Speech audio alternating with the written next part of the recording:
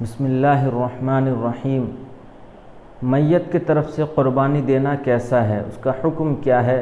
اگر کوئی شخص اپنے مردوں کی طرف سے جو دنیا سے جا چکے ہیں، گزر چکے ہیں، ان کی طرف سے اگر قربانی دینا چاہتا ہے تو اس کا کیا حکم ہے؟ قربانی دے سکتا ہے یا نہیں، جائز ہے یا نہیں، بتا دینا چاہتا ہوں۔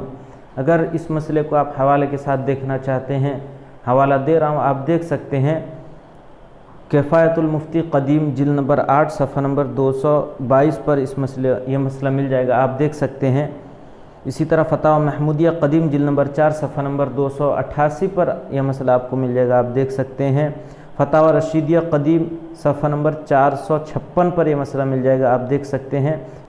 فتاوی خلیلیہ صفحہ نمبر 222 پر یہ مسئلہ آپ کو مل جائے گا، آپ جا کر دیکھ سکتے ہیں۔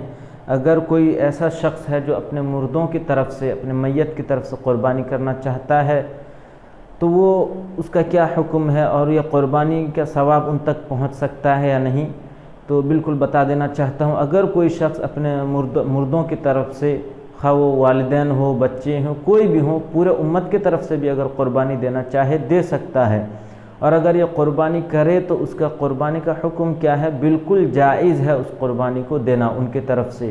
اگر اپنے والدین کی طرف سے دے رہا ہے تب بھی جائز ہے، بچوں کی طرف سے دے رہا ہے تب بھی جائز ہے، مرحومین کوئی بھی ہو ان کی طرف سے دے رہا ہے، پورے امت محمدیہ کی طرف سے بھی اگر وہ قربانی دے رہا ہے تو اس کے لیے جائز ہے، اور اس کا پورا ثواب ان کو ملے گا۔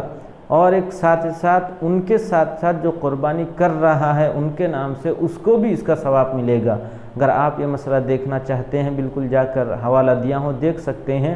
اپنے میت کی طرف سے قربانی کرنا چاہے بالکل کر سکتا ہے، بلا کراہت کر سکتا ہے، لیکن بات ذہن میں یہ رکھے کہ اگر وہ صاحب نصاب ہے تو اس پر خود پہلا اپنا قربانی کرنا واجب ہے۔ پہلے وہ اپنی قربانی کرے گا، پھر وہ جا کر دوسروں کی طرف سے قربانی کر سکتا ہے، خواہ وہ اپنے میت کی طرف سے ہو، مردوں کی طرف سے ہو، یا زندوں کی طرف سے ہو، جس کی طرف سے بھی ہو۔ پہلے وہ اپنی وجوب جو ہے اس پر عمل کرے گا، اپنے اوپر جو واجب ہے قربانی اس پر عمل کرے گا، اپنی قربانی دے گا، پھر جا کر وہ دوسروں کی طرف سے کرے گا۔